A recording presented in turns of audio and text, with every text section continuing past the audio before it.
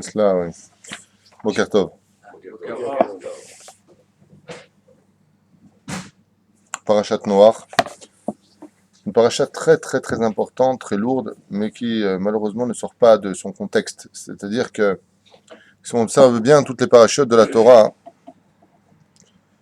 elles reviennent constamment et se revivent constamment. Quand on va parler d'Avraham Avinu, par exemple, ou de Yitzhak ou de Yaakov, eh bien, 3 fois par jour, on va parler d'eux. Eloké Avraham, Eloké Yitzhak, Eloké Yaakov dans l'Amida, par exemple. Mais Noach, lui, ne sort pas de son contexte. C'est un homme qui ne sort pas de sa paracha. On retrouvera Noach, effectivement, à la création du monde. On parle de lui dans la Hamida de Moussaf, le jour de Rosh Hashanah ou de Yom Kippourim, mais très très très brièvement.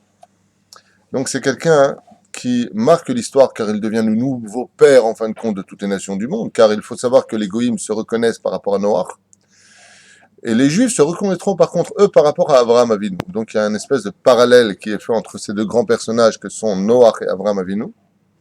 Et je tiens à le préciser dès maintenant, c'est que si Noach a été sauvé du déluge, c'est uniquement parce que de lui, à travers Shem, devrait naître plus tard Avraham Avinu. C'est parce qu'il a vu Avraham, Dieu, que est né Noach. S'il n'y avait pas eu Avraham dans les descendants de Noach, Noach serait mort aussi avec sa génération. Et le grand nafkamina, la grande différence que nous avons entre Noach et Avraham Avinu, se joue justement dans la personnalité de l'abondance du chesed. Je m'explique en 2 mots. Comme le dit le verset, on avait fait un cours sur le chesed justement récemment. Olam chesed ibané.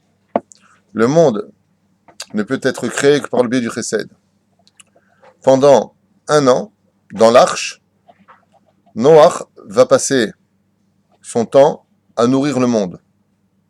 Donc le monde entier se trouve dans la Teva, puisque tout le reste est totalement enseveli sous les eaux. Et Noach fait du chesed. Il n'a pas le temps de prier, il n'a pas le temps d'étudier, il n'a le temps de rien. Il faut qu'il nourrisse Zoug Zoug, 2 animaux qui sont rentrés donc en tant que couple pour continuer et perpétrer l'existence du monde en redescendant de la Teva, de l'arche de Noé. Mais on voit ici donc que le personnage du chesed, d'abord et avant tout, c'est Noach.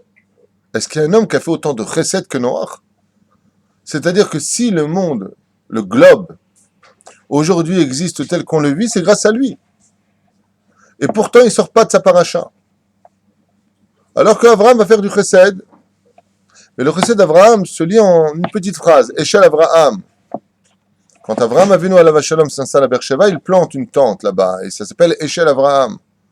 Aleph Shin Lamed. Achila Shtia Lena. Je donnerai à manger, je donnerai à boire. Puis voilà. Puis on voit effectivement de façon concrète que Rivka a trouvé pour époux Yitzhak par rapport à un mérite. Précis et unique. Elle a donné à boire à 10 chameaux. Waouh! Franchement, est-ce que ça pourrait être comparé à un travail aussi minutieux que celui qu'a fait Noach?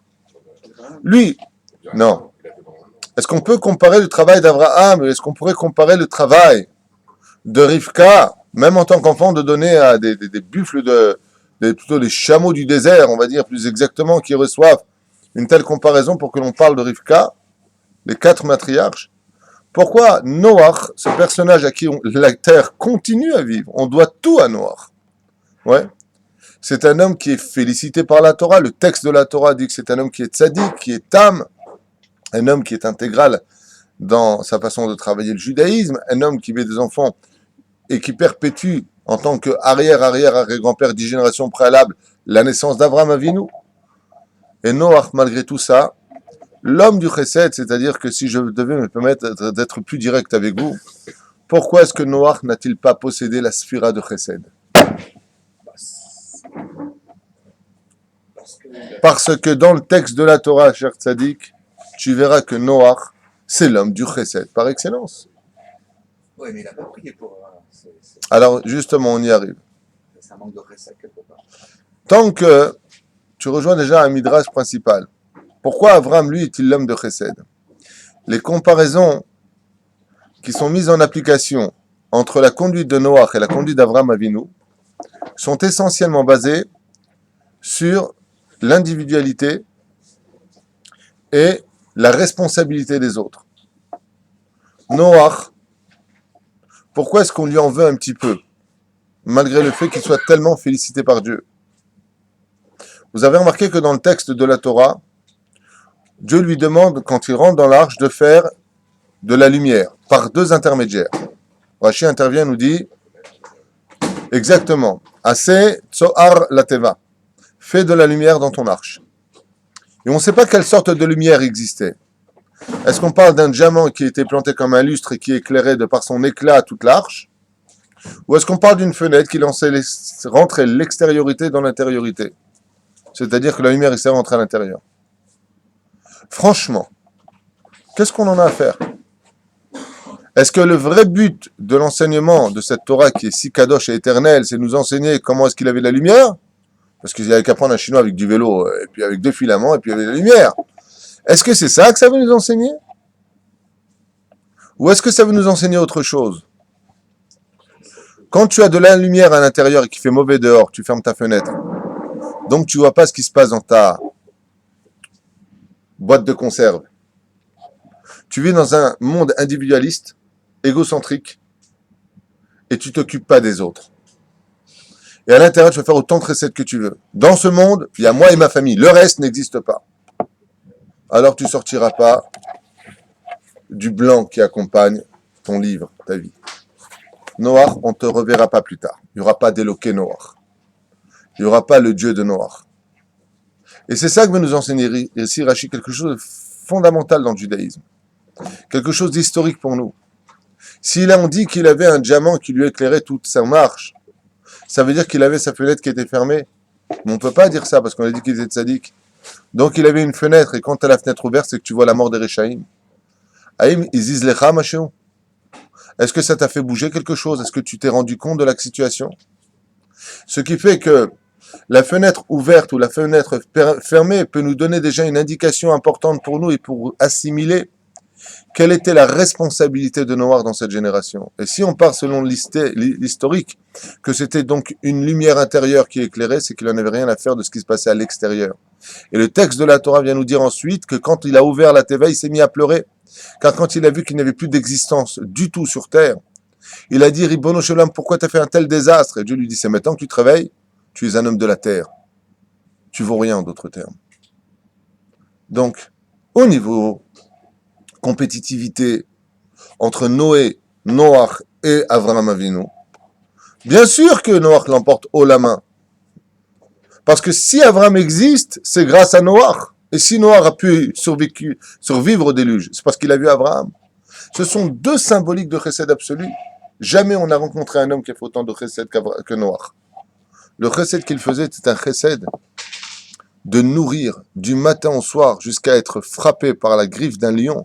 Le Midrash nous raconte plein de choses dans ce domaine. 2 par 2, il ne savait pas comment nourrir le coq. Il a vu que un ver de terre est tombé, tac, il a mangé le ver de terre. Il dit, il faut aussi que je cultive des vers de terre, mais il faut aussi que je donne à manger des vers de terre. Jour comme nuit, il s'empressait, il courait tellement, qu'il a même tardé à donner à manger au lion, qui lui donnait un coup de patte qui le fit boiter jusqu'à la fin de sa vie. Donc on ne peut pas dire qu'il n'a pas fait du chesed. C'est lui qui a créé 30 millions d'amis. C'est un écologiste. Un écologiste, si tu veux. Il n'a pas le choix. Hein. Si tu mets dans une arche fermée, toi. Il devrait sauver tous les phoques. Il devrait sauver tous les phoques. Quand même la famille l'aidait, on parle, Baruch Hashem, de milliers d'animaux. Et peut-être de millions d'animaux. Donc comment ils ont fait rentrer dans l'arche? C'est ta question. Bébé. Tu sais c'est quoi un bébé? Ce qui t'étonne. Bébé. C'est pas des lions qui sont rentrés adultes. Pourquoi? Pour faire de la place. C'est tout ce qui est petit. Pourquoi? Pour 2 raisons. La première, pour la place. La deuxième, innocent. Pas encore fauté.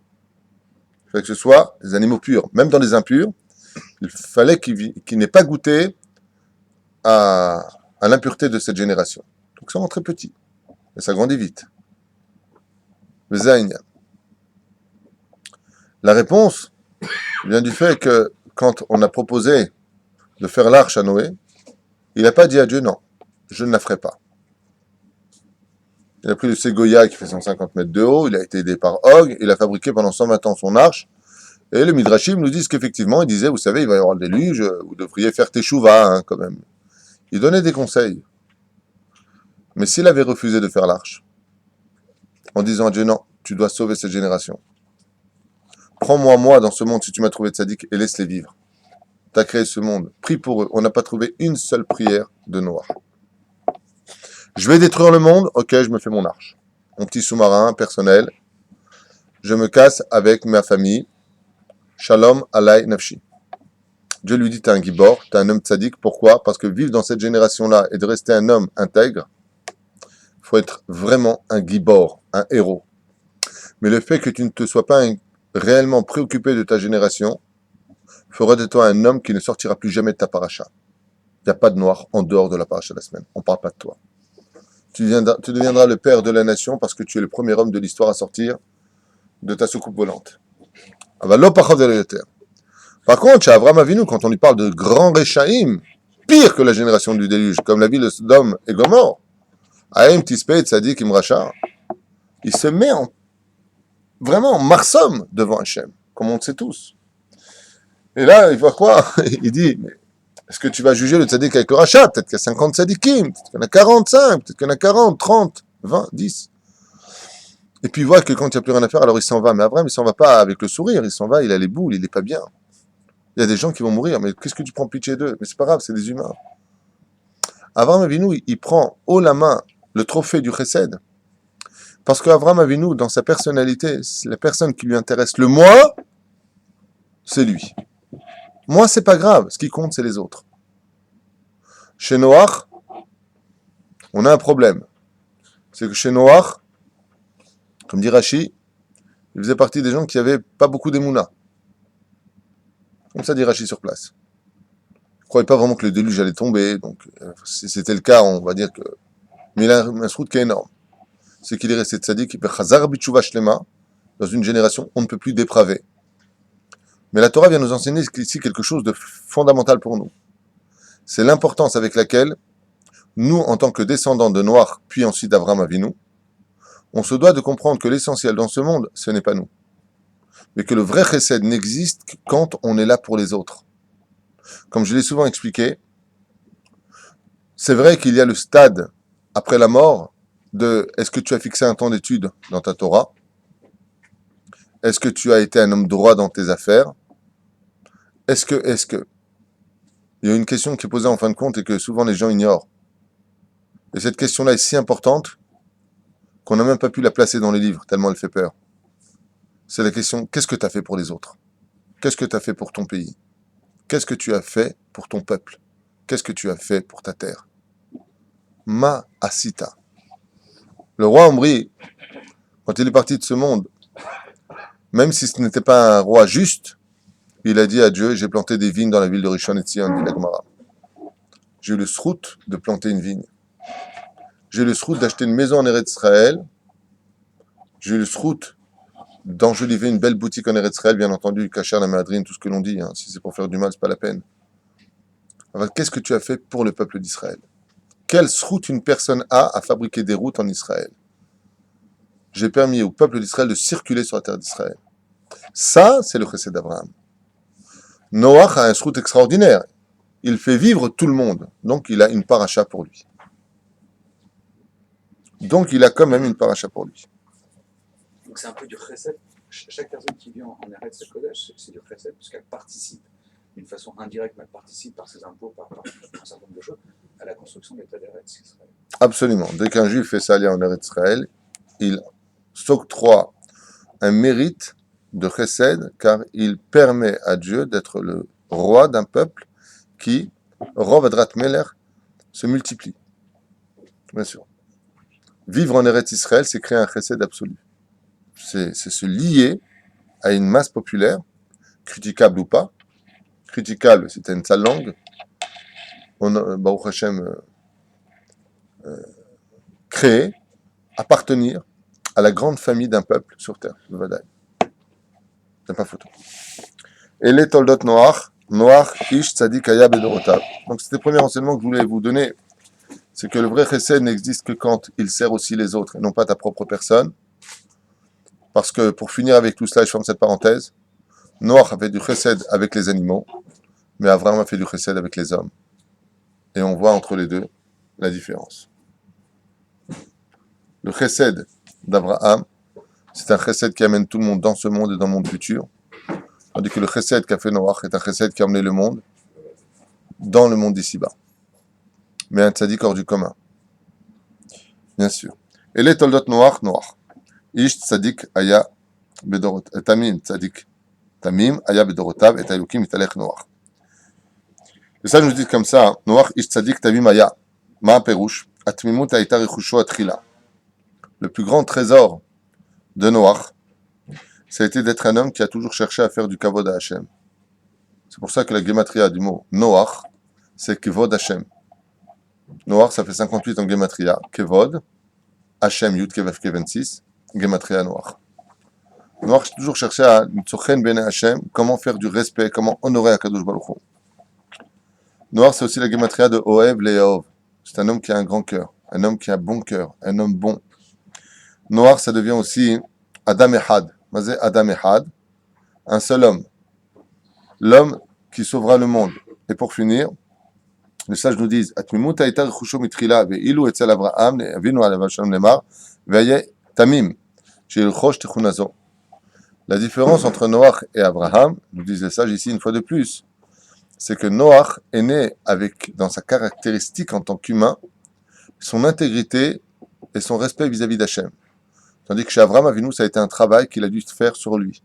C'est-à-dire que c'était anti-nature. Une fois de plus, on voit qui est le plus grand des deux. Celui qui est né bon ou celui qui va travailler pour devenir bon. C'est évident. Il y a marqué ici Atmimut mevi nochut. Les mères, les shte olamot. La banim tovim. C'est pour ça qu'il y a marqué Et les toldot Noach haya, les atzmo Noach laolam. Noach était un homme paisible pour les habitants, pour ce monde. Noach laolam hazeh, ve Noach laolam haba. Il était aussi noir pour le monde futur. Chez mitzvah goreret mitzvah. Car celui qui est noir dans ce monde est automatiquement noir dans le monde futur. C'est une indication importante pour nous.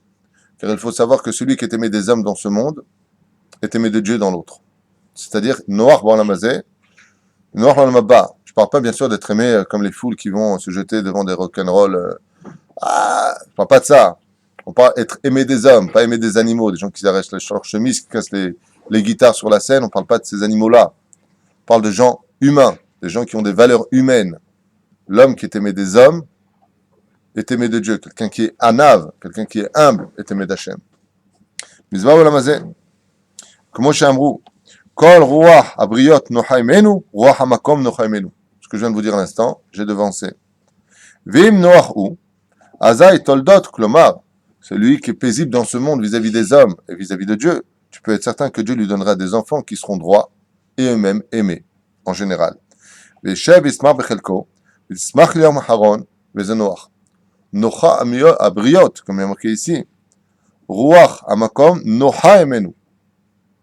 L'esprit divin sera en paisible avec lui, parce que c'est un homme qui est aimé des autres.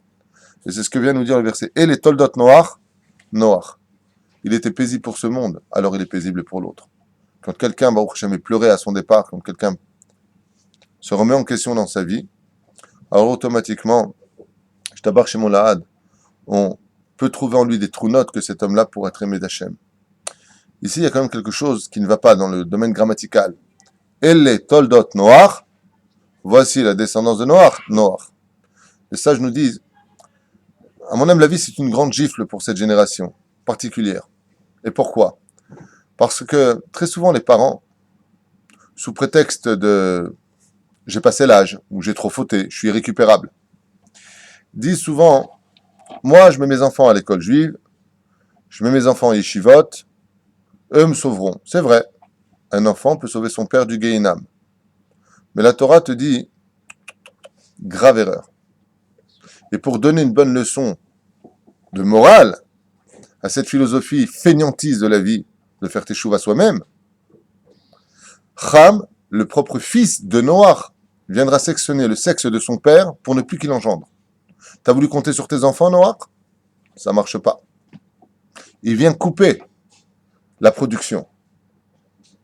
Le moyen de production, c'est Risoto, comme ça c'est marqué. Lui et Kenan, son fils. Ham est son fils.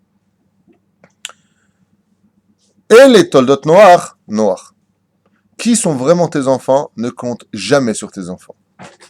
Parce que le jour où tu partiras de ce monde, eux ne rentrent pas avec toi dans la tombe. Mais uniquement tes bonnes actions. Noir comprend l'histoire. Et les toldot noirs, Noir. Qui sont les enfants de l'homme? Ses propres mitzvot personnels. Il n'y a que tes mitzvot qui peuvent t'amener dans le monde futur. Sa fameuse histoire que racontent tous les sages, vous connaissez tous, cet homme qui avait 3 amis, le roi l'appelle, il a l'argent, il a ses enfants, et puis il a ses mitzvot. L'argent lui fait un bras d'honneur le jour de la mort, ses enfants lui disent on fera une belle tombe, il n'y a que les mitzvot qui rentrent avec. Et les mitzvot, c'est qui? C'est ses actions. Donc on comprend bien que les seuls qui viennent t'accompagner devant le trône divin pour l'éternité de ton salaire ou de ta punition, ce sont uniquement tes actions personnelles. D'où ce que vient de dire ici la Torah. Et les toledot noirs, noirs. Si tu veux avoir une vie paisible après ta mort, parce qu'on parle du déluge ici, qui est une allusion à la mort, fais attention d'avoir beaucoup d'enfants. On ne parle pas simplement des enfants au niveau de la progéniture, on parle des enfants au niveau de mitzvot. Octroie-toi le droit d'avoir des milliards d'enfants qui viendront avec toi. Qui bar mezakedaboua, les enfants peuvent donner du mérite, ce sont les enfants de tes actions. Comme c'est marqué ici. Ish tzadikaya bedorotav et Elokim italech noach. Et Elokim, ça veut dire qu'il marche avec Hachem. J'aimerais faire une parenthèse très importante à propos de cette paracha sur une idée qui est plus qu'à développer, puisque c'est l'idée principale du pourquoi de la déchéance du monde. La Mishnah de Masechet Avot nous dit 3 choses sortent un homme de ce monde avant son heure. Akin'a, akavod, ve'ata'ava, motim et adam min ha'olam. Akin'a, la jalousie. Ça concerne cette génération. Akavod, c'est cette génération par excellence. Hein? Arayot. Ou donc désirer la femme de l'autre, et puis aller celui-là, et puis pourquoi lui là, et puis pourquoi il là-bas. Et les envies. Donc on a 3 choses qui sont véhiculées exclusivement par notre Yetzirara. Dans la paracha de la semaine, on nous donne un titre, pour une fois qui n'est pas un titre honorifique pour la Torah elle-même, mais qui vient honorifier, respecter le nom d'un personnage. C'est le Noach. Noach, c'est un nom de paracha. On en a 6 dans toute la Torah, d'accord, qui vient comme Chaye Sarah, comme paracha de Pinchas, paracha de Balak. On a des noms. Chaye Sarah, on a des noms qui apparaissent. Paracha d'Yétro. Aval, en ce qui concerne Noach, on a marqué que Noach, Gematria, Kevod Hashem. Noach s'est battu pour le nom d'Hachem. Les autres se battaient pour leur nom. Quand on avance dans le texte de la paracha de la semaine, après le déluge, on rencontrera un nouveau rachat. Un rachat qui marquera l'histoire. Vous l'avez très bien compris. Je parle de Nimrod. Et quand on arrive à Nimrod, curieusement, on tombe sur un personnage qui, lui, donc, cherche à lutter contre Hachem, d'accord? Il est marqué comme ça.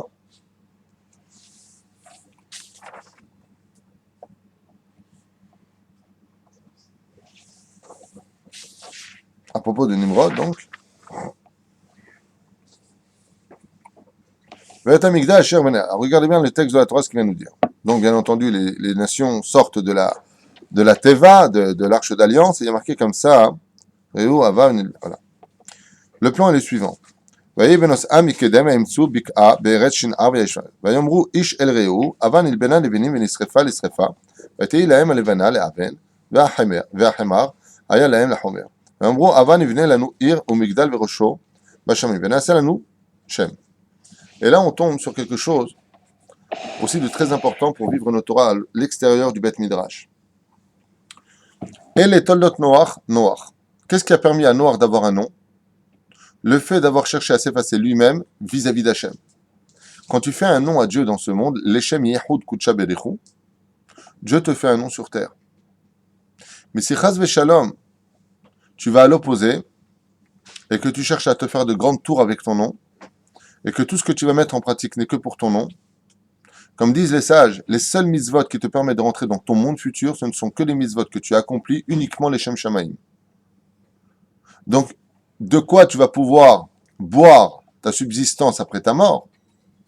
Oui, c'est quoi? C'est quand tu travailles les Shem Shamaim. Shamaim, tu travailles pour Hachem.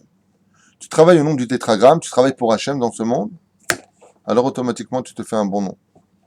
De là, les sages nous disent, regardez bien, le but de la mécréance de ces gens-là qui viendront après quelques générations uniquement, la descente de Noach et de ses 3 fils, quand ils descendent de la Teva, ils sont complètement désorientés. Chacun va chercher à se faire des noms. Tous les noms qui sont marqués, Gvoul, comme c'est marqué ici, à chaque fois dans le texte de la Torah, vous allez voir les noms, mais Elev, Nefrudo et Goyim, Be'artzam, Ishol, Mitzrotam, comment c'est marqué ici, Kush, Mitzraïm, Ufut, Kenaan, ce sont des noms de personnages qui vont donner leur nom à leur pays, avec leur langue, avec leur façon d'être, leur culture. Ouais. Donc, c'est d'eux dont on parle. On voit qu'il y a donc un désir ici de créer. C'est comme quelqu'un, il fait une belle synagogue, il s'appelle. On va l'appeler comment? Shabbat HaShulchan. Comment il appelle sa synagogue? Shabbat HaShulchan. Je faisais barrière. Lama. Pour qui t'as fait cette synagogue? Pour ton nom? Ouais, je vous laisser un nom. Ne te laisse pas ton nom. Laisse Dieu te faire ton nom. Le texte de la Torah vient nous dire ici que ce qu'ont voulu faire ces gens-là, si tu réfléchis un petit peu, ils vont faire une tour pour se battre contre Dieu. Après le déluge, est-ce que tu peux imaginer une fraction de seconde que tu puisses lutter contre Dieu? Dai. Et le texte de la Torah vient nous dire explicitement que le but de cette tour-là, c'était pour leur nom. Regardez bien ce qui est marqué. Yamrou, Avan ivne lanu ir, au Migdal. Venons, construisons-nous une ville et une tour énorme, Verosho Bashamaim, afin qu'elle arrive jusqu'au ciel. Dans quel but? Venaase lanu Shem.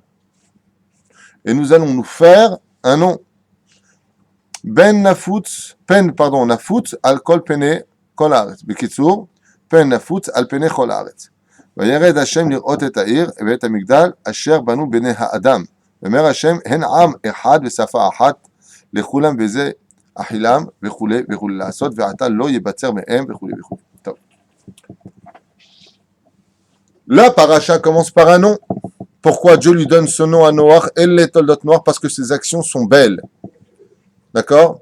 Il ne le fait pas par contre pour lui-même. Il le fait uniquement en l'honneur d'Hachem. Donc d'un côté, il y a un côté en tant soit peu péjoratif de dire, dommage que tu n'aies pas pensé à ta génération, qui fera la différence énorme entre Abraham et Noach. De l'autre côté, Noach est exemplaire et Dieu lui fait un nom. Pourquoi Dieu lui fait un nom? Parce qu'il s'est battu pour le nom d'Hachem. Il s'est battu Mamash Hashem Shamaï. D'où le message qui viendra des cieux, de faire tomber la pluie, la gashmiut dans ce monde, je te ferai un nom sur terre. Ton nom ne sera jamais oublié, Noach. Kol hakavod.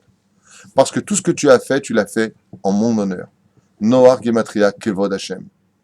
Par contre, Nimrod, quand il réunit tous ses ouaves et qu'il décide de faire une tour, son but et son combat, c'est d'effacer le nom de Dieu, tuer le nom de Dieu, pour laisser apparaître quoi? Et nous allons nous faire à nous-mêmes un nom. Donc les habitants d'ici présents, on voit que quoi? Regardez bien ce qui est marqué dans le texte. Les noms des pays que nous avons lus tout à l'heure portent le nom des enfants. Oui? Alors si je reviens un petit peu en arrière, voyons ensemble ce que ça donne. Ham, c'est Couche. Couche, c'est quel pays aujourd'hui? L'Éthiopie. Quand ils se sont créés leur pays, ils ont créé avec leur propre prénom à eux. Comment tu t'appelles? Couche. Je prends ce territoire. Comment je vais l'appeler? Hachem Tsevakot. Non, ça va pas, je ne serai pas pour lui. Moi, t'es pas ouf, toi. C'est mon nom que je veux mettre. Ouais. Les Chachamim sont rentrés en Mahloket. C'est quoi le pays de Havila? C'est quoi le pays de... Ben, la Torah te dit c'est quoi ce pays? Pourquoi tu poses des questions? Pourquoi est-ce que ces noms-là n'existent plus aujourd'hui? Par exemple, Ham, il a créé Couche. Ham, c'est l'Afrique. Pourquoi il n'a pas marqué Africa? Dieu a changé tous les noms. Il y a un nom qui est resté, c'est Mitzrayim, parce qu'il avait un but essentiel, c'est de créer le peuple d'Israël. Ou Fout, c'est quoi Pout? Il y en a qui disent que Pout, c'est l'Inde. Hodou. Pourquoi il a changé de nom? Hodou Lachem Kitov Kilo Olam Chasdo. Mais son nom d'origine, à Pout, c'est l'Inde. Selon certains commentateurs. Rama, c'était le nom. Quand il s'est installé là-bas, c'est quel pays Rama? C'est la Libye. Et pourquoi ça a changé de nom? Parce que vous avez fait ces villes-là uniquement pour vous. Rien à derrière. On va pas tous les faire ici. Il y a beaucoup de noms qui sont marqués. Là qui disent, euh, par exemple, Tourgarma, c'est quel pays? La Turquie. Turquia. Vous voyez, ça a changé de nom. Si tu as créé quelque chose pour ton nom personnel, Zeloya Avod. Si tu veux garder un nom, tu travailles pour moi. Il dit Hachem, tu le fais en mon nom, et moi je te ferai un nom sur terre. Il y a des gens comme Rabbi Moshe Ederi, que personne ne connaissait. Ils voulaient même pas qu'on les appelle Rabbi Moshe Ederi. Ouais. Et ils ont, Baruch Hashem, des élèves, un kollel en leur nom. Ils ont un site ici présent, alors qu'il est mort et qu'il ne voulait absolument que personne ne sache qui il était. Je travaille que pour Dieu. Tu peux pas fuir. Tu as fait un nom à Dieu sur terre, Dieu te fera un nom sur terre. Tu auras ton nom en haut de l'affiche.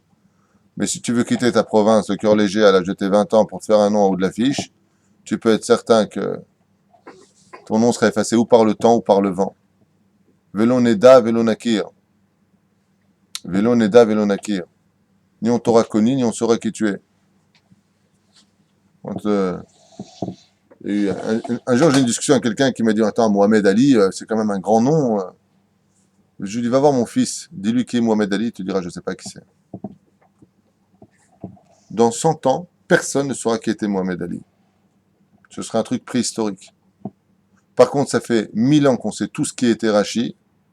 Ça fait 2000 années qu'on sait tout ce qui était Rabbi Shimon Bar Yochai. Et ça fait 3000 ans qu'on sait qui était David HaMelech. Et ça fait plus de 3000 ans qu'on sait qui était Moshe Rabbeinu, Avraham Avinu, Yitzhak Avinu, Bechoulé, Bechoulé. Tous ces gens-là se sont effacés pour laisser un nom à Hachem. Mais moi, c'est comme nous pour. Venez, on se fait un nom. Venez, on se crée un nom pour nous-mêmes, que nos actions soient pour nous. Non, si tu te bats pour ton nom, si dans ce que tu fais, il n'y a que toi qui compte, alors effectivement, tu n'appartiendras qu'à ta vie. Combien de temps tu as vécu? 34 ans. Tu as vécu, tu es né, tu es parti. Le temps passe, on oublie ton nom. C'est pour cela que, quand on vient pour bénir quelqu'un, comme c'est marqué ici dans la Gemara à propos de Noach, Alav Nehemar Zichrono Livracha. Mazé Zichrono Livracha. De mémoire bénite. Mais qu'est-ce qui reste béni? Quand tu fais une askara, tu viens pour te souvenir. Qu'est-ce que tu recherches de la personne? Son nom. Ouais. Et quelle est la pire des malédictions sur terre? Imar Shemo Vezichro. Que son Imar Shemo. Vas-y, Shemo. Son nom. Que son nom soit effacé. Donc on voit ici que la plus grande bracha d'Ilagmara qu'on puisse souhaiter à quelqu'un, c'est que son nom soit toujours sur terre. Car les Mekoubalim nous disent, tant qu'un nom vit sur terre, son âme brille en haut. Le jour où on l'oublie sur terre, elle commence à se ternir dans les cieux. Donc il faut laisser un nom.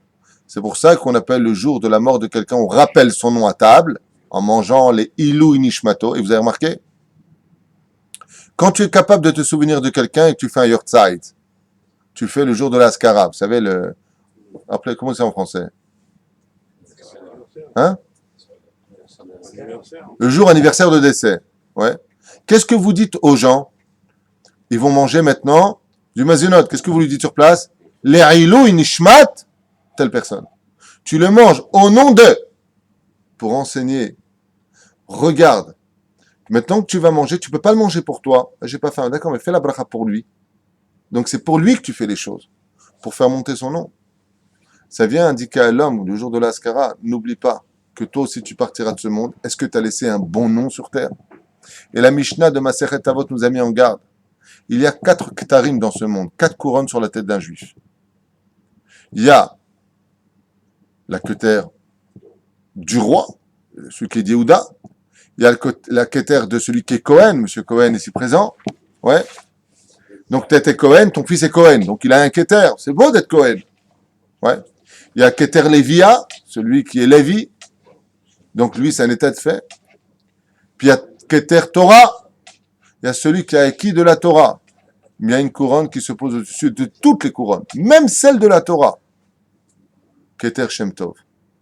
Et la Mishnah nous dit, Ve Keter Shem Tov, ole al gabehen. La couronne d'un bon nom sur terre monte sur toutes les autres couronnes. Mieux qu'un Cohen, mieux qu'un Lévi, mieux qu'un roi d'Israël, mieux que tout le monde.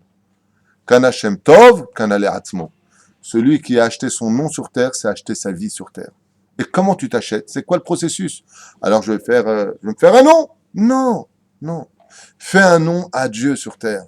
Quand tu fais une bête à Knesset, appelle-le Shechinat El, pour Hachem. C'est pas pour moi. Je suis pas chez moi. C'est pour Dieu. Mais Vada, une personne qui est décédée. Donc comme elle a rejoint Hachem, en rappelant une chose en son nom à cette personne qui maintenant est proche d'Hachem, donc tu te rappelles cette personne. La preuve en est, quand tu marques au-dessus d'un mikvé pour le papa, par exemple, qu'est-ce que tu mets en fin de phrase? Eliaou bar Hamsa. C'est un nom. Zatzal. Zichrono. Livracha. Mais qu'est-ce qu'il y a à l'intérieur? On va se rendre pur pour une mitzvah que qui a donné? C'est Hachem qui a donné cette mitzvah. Donc, comme le mort maintenant se joint au divin, en rappelant le nom de cette personne, tu rappelles le divin, le Zaïnian. Les habitants ici présents ont été attrapés par le Yetzerara du Kavod.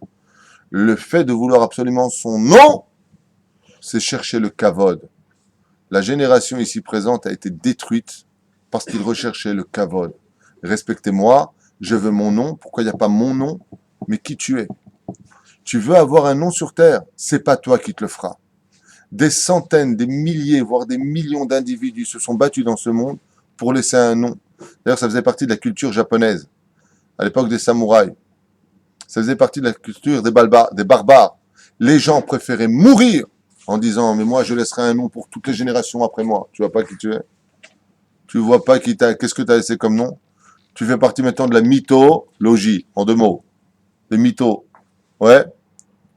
Et les noms quoi se sont effacés parce que le nom c'est la vie. La première chose que l'on fait quand un enfant vient au monde, c'est de lui donner un nom. Parce qu'ici il n'a pas de nom, son nom est personne.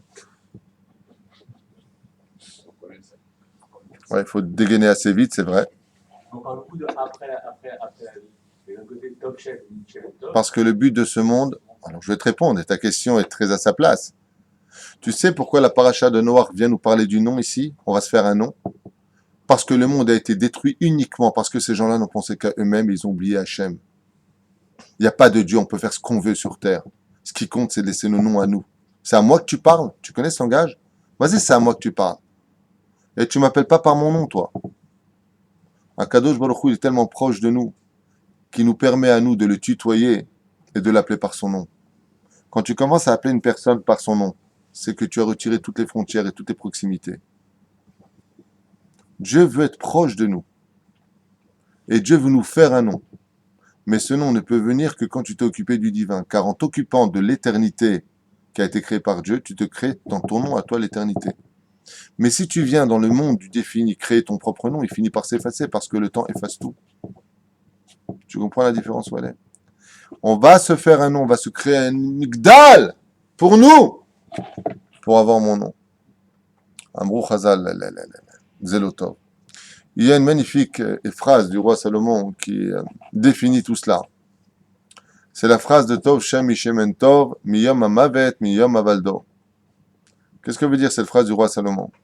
Tov Shem Mishemen Tov. Hier soir, pendant le cours pour les femmes, sur, comment ça s'appelle? Ma nourriture? Non, mon poids, un indicateur pour ma spiritualité, je crois. Bon, peu importe. Hier soir, on a fait un chiot. On a expliqué que la Torah est appelée selon des synonymes de nourriture. Pain, eau, yaïn, du vin, dvash, chalav dvash, shemen. La Torah est appelée dans le Tanakh. Quand tu vois ces noms-là, ça veut dire on parle de la Torah. La nourriture la plus spirituelle de toutes les nourritures, on a expliqué hier soir, c'est l'huile. C'est pour ça que les seules lettres à former le pourquoi de notre existence à travers notre neshama sont formées du lettre du mot Hashemen. Et l'huile est tellement spirituelle qu'elle est toujours choueb la halot lemala. C'est pour ça qu'elle refuse de se mélanger à tout ce qui est matériel dans ce monde. L'huile, toujours, ne s'associe à personne et remonte. Pourquoi Dieu, les Chachamim, ils disent pourquoi Dieu a fait que l'huile est comme cela? Parce que l'huile vient du Gan Eden directement. L'huile vient directement du Gan Eden. Elle n'est pas attachée à ce monde d'ici-bas. Le roi Salomon nous dit Tov Shem, Mishemen Tov. Quelle comparaison y a-t-il à faire ici entre le nom d'une personne et la meilleure des huiles? Alors vous allez comprendre tout de suite. Be'ezrat Hashem. Le roi Salomon, Bessiata d'Ishmaïa, quand il nous parle de l'huile, comprenez bien qu'il nous parle de l'huile de la menorah. Cette huile dont la première pression extirpait la première goutte qui était d'une pureté extrême, vechoulé. D'accord? Et elle permettait de l'éhaïr et ta'olam. C'est pour ça que les fenêtres de l'intérieur étaient larges et étroites de l'extérieur pour faire comprendre que c'est l'intériorité qui éclairait l'extériorité du monde, l'intériorité du Beth Amikdash, qui de par sa lumière intérieure éclairait le monde et non pas la lumière du jour, de l'univers qui éclairait l'intérieur du Beth Amikdash. Il vient de dire que le nom d'une personne brille plus fort encore que l'huile qui éclairait la menorah du Beth Amikdash et donc qui éclairait le monde. Comment c'est possible et quel rapport y a-t-il entre les deux? Le roi Salomon nous dit, l'huile, comme vient de le dire, c'est le seul élément sur Terre qui ne s'associe pas à la matérialité et qui remonte toujours en haut. Quoi que tu veux faire, ça remonte. Avec le temps, tu verras que ça remonte. Seulement l'huile, la meilleure des huiles, la plus pure des huiles, a un ennemi sur Terre devant lequel elle ne peut rien faire. Si elle est plongée à l'intérieur, elle disparaît sur place et ne réapparaît plus jamais. Et l'histoire de Hanouka est là pour le prouver, c'est la terre. Quand tu prends la meilleure des huiles, celle du Beth Amikdash, et que tu la jettes dans la terre, tu la renverses dans la terre. Même l'huile qui a éclairé le monde, quand elle est engloutie dans cette matière qu'on appelle la terre, elle disparaît à l'intérieur et ne remonte plus jamais. Le roi Salomon dit, mais ce n'est pas le cas de l'homme. L'homme, quand on l'enterre sous terre, son nom lui remonte pour l'éternité quand il a fait un nom pour Dieu. Rabbi Tarfon, Rabbi Shimon Bar Yochai, Rabbi Akiva, Avraham Avinu, ils sont sous terre, mais pourtant leur nom remonte. Tov, Shem, Mishemen Tov, le nom de l'homme est plus grand que la meilleure des huiles. Et pourquoi on vient nous dire ça? Pour nous faire comprendre l'importance, Bezrat Hashem, du pourquoi de on est venu sur terre. Quand tu fais une grande tour, la question que tu dois te poser, c'est pour quel nom tu le fais, au nom de qui je le fais. Et tout cela, on va le vivre au fur et à mesure de tout ce que l'on va mettre en pratique. Une fois, un rabbin m'a posé la question, il me dit, Rav Tutu, je voudrais savoir comment vous faites quand on vous casse les pieds dans la synagogue, où il y a des fidèles qui viennent vous dire, non, non, c'est pas comme ça, moi, mon grand-père, il faisait comme ça, non, non, c'est pas comme ça. Ils vous remettent en question, alors que c'est vous le rav de la synagogue, et vous connaissez bien les lois. Et ce que je dis, c'est mamache marqué. Maintenant, il y a plusieurs déotes, c'est sûr. Mais bon, comment vous réagirez?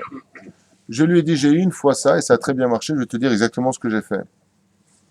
Une fois, il y a quelqu'un qui est venu me casser les pieds en me disant, ouais, enfin, nous, on ne fait pas comme ça, c'était comme ça. Je dis, papa, j'ai une question à te poser. Là, tu es en train de m'interrompre, en train de me dire que ce que je fais, ce n'est pas comme ton grand-père faisait ou ton père faisait, peu importe. Tu te bats au nom de qui? Dans ton nom personnel ou au nom d'Hachem? Parce que je t'explique en deux mots. Si tu te bats au nom d'Hachem, alors tu devrais t'asseoir et te taire. Parce que la Torah te dit, sauf bien entendu, si le Rav il contredit une halakha, chasvé shalom, c'est un réformiste ou autre chose, ça oui, il faut l'interrompre. Mais chaque capitaine est capitaine de son bateau. Donc quand tu viens et que tu m'interromps, si c'est au nom d'Hachem, la halakha te dit d'abord assour l'achlok al harav. Deuxièmement, on ne met pas deux têtes sur un corps, donc si je dis quelque chose, tu le fais. C'est-à-dire que tu dois suivre le tzibour. De qui plus est, je donne les références. Mais si tu te bats pour toi, alors ce que tu dis ne m'intéresse pas, parce que toi, tu ne m'intéresses pas en tant qu'individu lui-même. Parce que moi, quand je parle, ce n'est pas en mon nom. Si je donne toutes les références en général, ce que je dis, c'est pour bien dire que ce n'est pas en mon nom que je parle, mais au nom des autres, comme le dit la Mishnah. Dans le 11e chapitre, là-bas de Maseret Avot, dans le 11e chapitre, dans le 11e Mishnah du 6e chapitre, pardon, la Braïta, il y a marqué là-bas, Omer Beshem Omro Mevigoula Olam. Tout celui qui parle au nom de celui qui l'a enseigné apporte la Géoula. Pour bien faire comprendre que ce que moi je suis en train d'enseigner, c'est pas de moi. C'est au nom des sages. Donc quand tu dis que ce que je dis, c'est pas bon, tu es en train de dire que le Rav Ovadia Yosef, ce qu'il dit, c'est pas bon. Donc là, j'ai un problème avec toi. Donc si tu parles au nom d'Hachem, c'est que tu ne connais pas ta place. Parce que Dieu, il a dit que le Tzibour, il doit suivre le Rav et pas le contraire. Comme on le voit malheureusement dans beaucoup de Beth Knesset, où le Rav sont assujettis par des menaces, par les administrateurs, je ne sais même pas, c'est une espèce de clown à 2 francs 6 sous, le comité de je ne sais pas quoi, qui ne connaissent rien aux lois juives, on ne sait même pas s'ils sont assimilés ou s'ils font Shabbat, et ils permettent de dire au Rav comment le Rav doit diriger la synagogue. C'est-à-dire que c'est la tête qui suit le corps. C'est une bénédiction ou une malédiction, ça? La question que devraient se poser ces gens-là, j'ai dit à ce jeune rabbin qui me dit comment réagir, je te poserai uniquement au nom de qui tu te bats. Parce que si tu te bats au nom de Dieu, tu devrais t'asseoir et te taire. Et si tu te bats en ton nom, alors sache que ce que tu as à me dire ne m'intéresse pas. Parce que moi, je me bats pas en mon nom, je me bats au nom d'Hachem. Al tifrosh minat tzibour. Vous avez compris ce que ça veut dire? Non, si tu veux imposer tes minagim algériens ou tes minagim marocains ou tunisiens, alors c'est pas bien ce que tu fais. Parce qu'il faut suivre la tête. C'est le rave qui doit diriger les choses.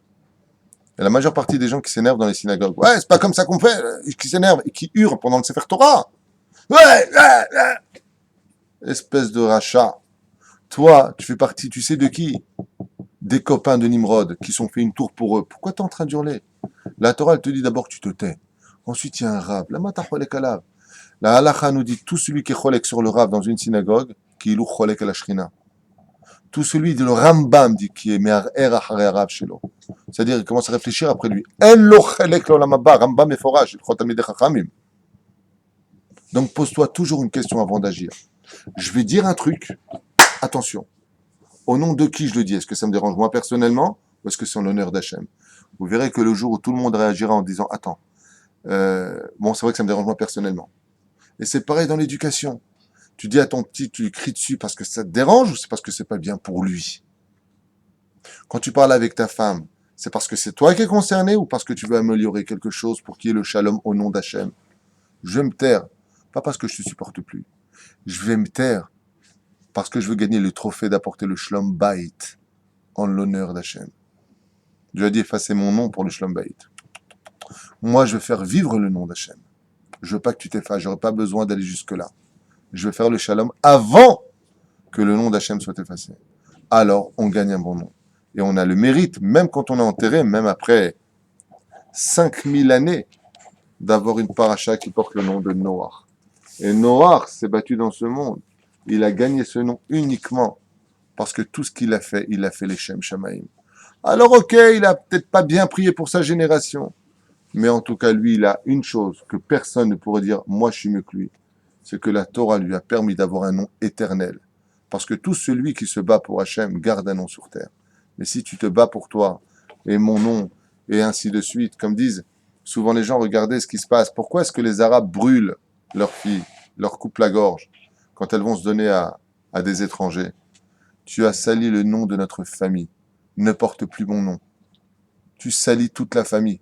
Notre nom est sali par toi. Pourquoi c'est si important le nom? Les sages nous disent parce que quand tu parles, c'est ton nom qui parle. L'âme, c'est le nom. La preuve en est. Quand quelqu'un est mourant et qu'il n'y a plus d'espoir, qu'est-ce qu'il reste à faire? Changer son nom. Car changer son nom, c'est renouveler son âme. Donc le nom, c'est la personne. Et quand tu veux exister sur Terre, il faut t'attacher à l'existence de l'éternité. C'est-à-dire servir la Torah.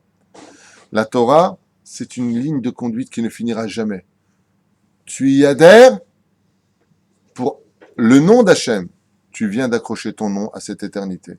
Donc tu t'appelleras le Chida, le Ben Ishraï, le Chazon Ish, le Rav Kook, le Chafetz Chaim. Vous voyez tous ces noms en haut. Baba Saleh, le Rabbi de Lubavitch, le Rav Shach, Rabbi Haïtaeb, Lomet. Pourquoi? Pourtant, Rabbi Haïtaeb, il buvait une bouteille à 2 bouteilles de Boucha par jour. Oui. Ben, il est de Tunisie, Rabbi Haïtaeb Lomet. Pourquoi on disait ça? Parce que même quand il buvait, lui, c'était les Shem Shamaim. Pourquoi est-ce qu'il se saoulait? Parce que ses livres ont été brûlés et qu'il n'arrivait pas à retrouver la joie pour servir Hachem. Il a tout essayé pour retrouver le sourire, il n'a pas réussi. Il a tellement pleuré parce que ses écrits... Et il a dit, depuis... Comme ça, Rabbi Haïtaeb, il a dit, ce que j'ai écrit n'avait jamais été écrit auparavant sur la Torah, des secrets incommensurables. Il a compris que Dieu ne voulait pas qu'il soit dévoilé. Il en a porté un deuil jusqu'à la fin de sa vie. Et pour pouvoir retrouver le sourire, il buvait. Mais quand il buvait, c'était uniquement pour servir Hachem. Même dans ce genre de choses, c'est pour Hachem. C'est pour qui que tu travailles. Nimrod a essayé de marquer son nom. Ou Marad Vachem. On le trouvera comme un exemple mécréant dans l'histoire. Mais Noach, lui, est en haut de l'affiche. Pourquoi? Parce qu'il a servi Hachem. Noach Gematria Kevod Hachem. Je sers Hachem, alors j'ai un bon nom. Je me fais une tour, les mecs, je suis là, regardez. On doit avoir d'un bout du monde à l'autre, je dois avoir un contrôle sur tout le monde. Je m'appelle Nimrod. Quand on dit Nimrod, on dit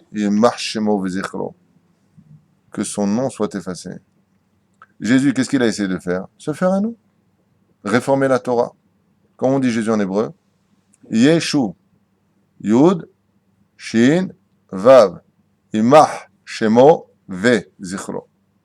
Les initiales de son nom forment la pire des malédictions. Son nom est effacé. La Gemara nous dit chaque fois qu'une personne sur terre prononce son nom, on lui met la tête dans une cuve de vomi. Vous voyez ce que je veux dire? Comme ça dit le Talmud. Pourquoi? Pour nous enseigner que si tu te bats pour ton nom, alors tu effaces ton nom. Tu te bats pour Hachem, tu gardes ton nom. Fais un nom à Dieu et tu auras gagné ta vie sur terre. Mais les Shem Shamaim. Mais pas tu te fais un nom pour Dieu en disant voilà, j'ai fait pour toi. Ah, tu as vu comment je suis bien? Et là, Hachem, tu n'oublies pas, tu me fais un nom. Pas du tout.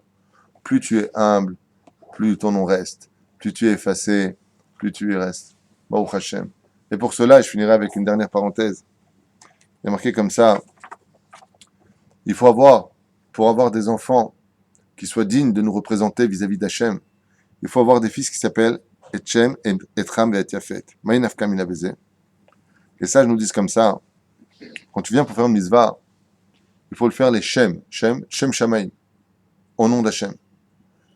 Etram, avec Itlaavut. Pas tu fais les tefillin Valium.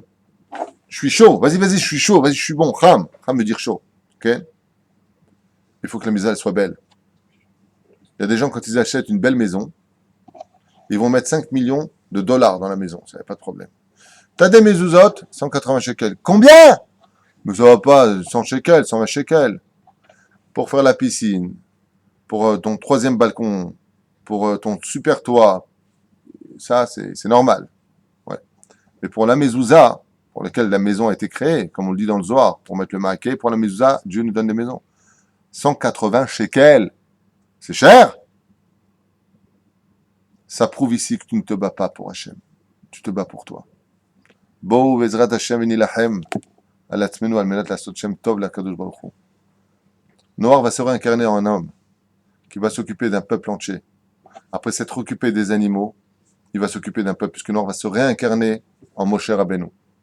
Et vous observerez bien que si vous inversez les lettres du mot Moshe face à Hachem, ça fait quoi Moshe? Hachem. Et ça veut dire quoi Hachem? Le nom. Comment tu dis en hébreu Dieu sans l'appeler par son nom réellement? Hachem. Mais ça veut dire quoi le mot Hachem? Le nom. Moshe sont les lettres du mot le nom. Alors c'est quoi le nom de Moshe? Ben, il y en a 10, il y a marqué dans Maseret Sota, à la page Yud Aleph, Yud Bet, là-bas. Voici les 10 noms de Moshe. Mais ces noms-là, ils ne figurent pas. Moshe n'a voulu qu'un seul nom sur ces 10 noms. Il n'avait pas voulu plus. Il a juste voulu qu'on appelle Moshe. Mais pour qui? Pour servir le nom de Dieu. Hachem. Moshe, c'est les lettres du mot. Shem, Hachem. Moshe. Shin, Mem, He. Le nom d'Hachem. Et même Shin, si tu préfères. Hachem. Quand tu dis une question sur Dieu, comment s'appelle Dieu? Hachem. Le nom. Dieu te dit voilà. Tu veux savoir pourquoi tu es sur terre, mon pote? Très simple. Fais-moi un nom et tu auras ton nom. Bats-toi pour moi et ton nom sera sur terre. Mais si tu ne te bats pas, résultat des courses, je finis avec ça pour aujourd'hui, tu ne te bats pas. Tu verras que tous ceux qui ont cherché à me faire un nom rentreront dans les maisons des autres. Et tous ceux qui ont cherché à se faire un nom pour eux-mêmes disparaîtront de leur propre maison. De quoi est-ce que je parle? Vous trouvez ça normal? Très sincèrement. Quand je vais chez toi, par exemple, Kohen Ayakar, je trouve pas ça normal de voir la photo d'un tzaddik sur le mur et que la photo de ton arrière-grand-père n'y soit pas. C'est pas normal. Tu dois tout à ton arrière-grand-père. Le pire, c'est qu'avec tout le respect que je te dois, si je t'amène une photo de ton arrière-grand-père, tu vas me la mettre dans le salon? Même pas en rêve. Ah, super, c'est mon arrière-grand-père. Ah, ouais, bon. Ah, on se ressemble, hein? On se ressemble pas. Non. Bon, non, la jette pas, c'est honteux, c'est mon arrière-grand-père. À la limite, on va discuter si on la jette ou pas, mais on va la mettre dans un classeur ou dans un album. Mais si je t'amène, ouais, la photo du Baal Shem Tov, la photo du Chafetz Chaim, il n'est pas algérien, le Chafetz Chaim. Il a vécu à Radin. Pourquoi tu vas le mettre en plein milieu du salon et tu le regardes avec amour? Parce que la différence entre les deux, je ne parle pas de ton grand-père, je ne connaissais pas. Hein. De façon générale, je prends des exemples. C'est pas normal que quand on va chez quelqu'un, on y trouve des photos de tzadiki, mais pourquoi tu ne mets pas tes propres parents ou ta propre famille? Bon, il y en a qui mettent les parents, mais je dis par là, Les grands-parents, non, non. Par contre, quand son grand-père était un grand sage, alors on le met, on est fier, c'était mon grand-père. Et pourquoi lui on le met et l'autre on ne le met pas? Parce que celui qui attrape l'arbre de la vie, il mérite d'être dans les maisons des autres, tandis que ceux qui n'ont pas attrapé l'arbre de la vie disparaissent avec leur propre nom dans la tombe. Et c'est ce qu'a voulu dire le roi Salomon. Tov Shem Ishemen Tov, et c'est ce que vient nous enseigner ici même la paracha de Noach. Il porte un nom à sa paracha parce que le nom doit appartenir à l'éternité. Et il n'y a qu'un seul train qui permet de tamponner l'éternité. C'est quoi? Quand on attrape la Torah, quand on fait les mitzvot, quand on met tout cela dans les trois conditions, les Shem Shameim, avec ferveur, être chaud pour les faire, et enjoliver les mitzvot, comme on n'avait pas fini de le dire, et maintenant on le dit, Yafet, qui veut dire Zeilin Ve'anveu, donne ce qu'il y a de mieux dans le monde des mitzvot, les tefilines les plus cachères, les plus chères, le meilleur étrog, la meilleure mezouza, les meilleurs habits pour Shabbat. Quand tu as les trois avec toi, alors tu peux avoir le mérite d'avoir ta paracha en ton nom. C'est ce que je vous souhaite à tous, Bezrat Hashem. Vous avez tous un bon nom sur terre, Bezrat Hashem. Ki ole al gabehen, la couronne du bon nom monte au-dessus de toutes les autres couronnes du judaïsme. Alors, je voulais demander une question. Noach, il a eu le srout de la paracha, il a appelé par son nom. Ouais. On voit aussi, Balak aussi, il a eu le srout. Et il s'est pas battu pour le nom d'Hachem. Alors la question que pose Michael, c'est Balak ne s'est pas du tout battu au nom de Dieu. Balak, je peux répondre. Il dit c'est pas battu au nom de Dieu, pourtant il a aussi une paracha en son nom. Très bonne question. Un peu naze, mais bonne question. Il y a deux réponses à cela. La première réponse, c'est que Balak avait une particularité, c'était celle d'être intérieur comme extérieur, un homme non hypocrite. La deuxième réponse des sages, c'est qu'il est le père du Melech HaMashiach. Car de Balak va naître une petite fille qui s'appelle Ruth, qui va avoir des enfants et dont le prochain s'appellera David HaMelech, et plus tard le roi Mashiach. Donc ce nom n'existe pas simplement pour nous faire comprendre que c'est un homme qui était intérieur comme extérieur, il montrait sa haine. Mais le Mashiach lui fait honneur pour lui donner son salaire sur terre. Je vais te rajouter un dernier exemple. Il y a deux façons d'être un bon fils. Si ton père était un bel exemple, tu as sur qui apprendre. Elle est belle. Et si ton père était une ordure, ben c'est parfait aussi pour ton éducation, parce que je voudrais tout être sauf mon père. Dans les deux cas, il mérite son nom. Balak, c'est le symbole de « faut surtout pas être lui ». Donc on va mettre son nom. Car si tu veux savoir ce qu'est l'obscurité, il suffit de rentrer dans la lumière. Et c'est quoi l'obscurité? Ben c'est son opposé. Balak est tout le contraire de ce qu'un juif doit être. Donc des fois, pour comprendre une chose jusqu'à sa limite finale, on va donner l'autre limite. C'est encore une explication qui nous a été donnée par les sages. Il y en a encore beaucoup d'autres. On s'arrêtera là pour aujourd'hui. Kol Tov.